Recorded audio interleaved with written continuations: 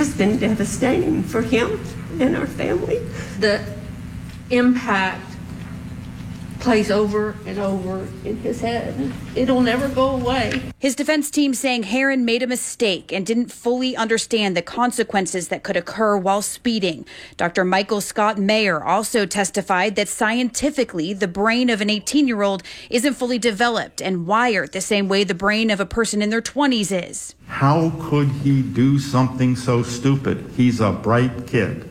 It is because the stop and think part of the brain, the frontal lobe, where we stop and think about our action, is not developed. Herron's family also talked about selling their house and fighting their insurance company to get money to pay the Reisinger-Robin Holt family. We also have a perspective on this. So I don't want to seem that I don't feel for the Herron family. I do.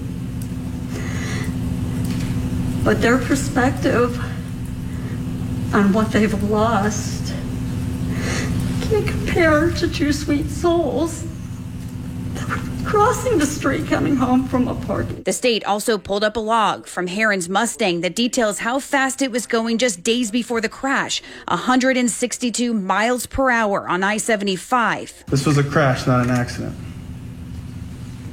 Please be aware of that. Emotional testimony from David Robin Holt, Jessica's husband and Lilia's father, went on for 45 minutes, with him addressing Cameron directly several times. It is critical for you to understand that you've created everlasting pain and depths of sorrow. He described his wife, her character, and personality. He then discussed how it feels to walk into his daughter's bedroom. I can't get the thought out of my head of the entitled monster who killed them.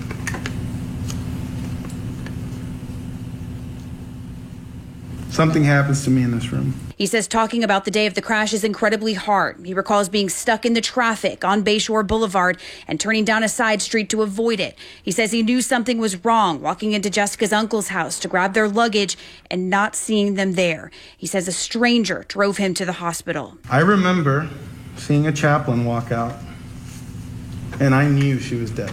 I can't explain to you the effort and courage it takes to walk into that morgue and see the injuries that you created on her. David, in the end, begging the judge to give Herron a maximum sentence of 30 years. The judge has yet to make a decision. Heather Lee, ABC Action News.